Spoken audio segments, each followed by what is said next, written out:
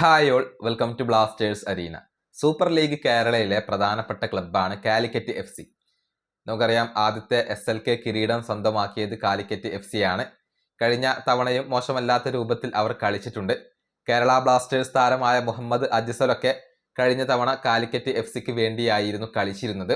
എന്നാൽ ഇവരുമായി ബന്ധപ്പെട്ട സുപ്രധാനമായ ഒരു അപ്ഡേറ്റ് ഇന്നലെ ധനഞ്ജയ് നൽകിയിട്ടുണ്ട്.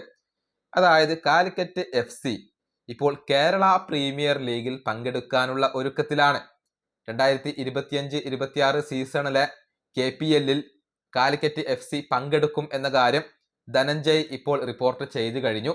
അതായത് നാഷണൽ ടയറിലേക്ക് ഇപ്പോൾ കാലിക്കറ്റ് FC കാലെടുത്ത് വെച്ച് കഴിഞ്ഞു എന്നാണ് അറിയാൻ സാധിക്കുന്നത്. അതായത് കാലിക്കറ്റ് FCക്ക് വലിയ ഒരു ലക്ഷ്യമുണ്ട്. ISL വരെ എത്തുക എന്ന ഒരു ലക്ഷ്യമാണ്. അതിൻ്റെ ആദ്യ പടിയായിക്കൊണ്ടാണ് ഇതിനെ പരിഗണിക്കപ്പെടുന്നത്.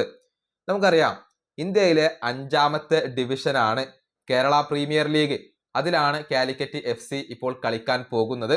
അതായത് കേരള പ്രീമിയർ ലീഗ് കിരീടം നേടിക്കഴിഞ്ഞാൽ ഇന്ത്യയിലെ 4ാമത്തെ ഡിവിഷനായ ഐ ലീഗ് 3യിലേക്ക് എത്താൻ കാലിക്കറ്റ് FCക്ക് കഴിയും. അങ്ങനെ കയറി പോകേണ്ടതുണ്ട്. ഐ ലീഗ് 3ക്ക് ശേഷം 3rd ഡിവിഷനായ ഐ ലീഗ് 2 അവിടെയുണ്ട്. അതുപോലെ തന്നെ 2nd ഡിവിഷൻ ഐ ലീഗ് ആണ്. ഐ ലീഗ് ഇപ്പോൾ ഇന്ത്യൻ ഫുട്ബോൾ ലീഗ് എന്ന് റീബ്രാൻഡ് ചെയ്യപ്പെട്ടിട്ടുണ്ട്.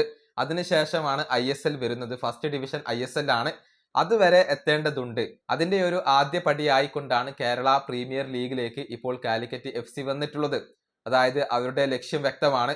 കയറി പോവുക, എന്നിട്ട് ഐ ലീഗിലേക്ക് എത്തുക, അതിനുശേഷം ISLലേക്ക് എത്തുക എന്ന ഒരു ലക്ഷ്യത്തോടു കൂടിയാണ് കാലിക്കറ്റ് FC ഇപ്പോൾ പ്രവർത്തിച്ചു കൊണ്ടിരിക്കുന്നത്. ഈ വീഡിയോയുടെ അവസാനിപ്പിക്കുന്നു. അടുത്തൊരു വീണ്ടും കാണാം.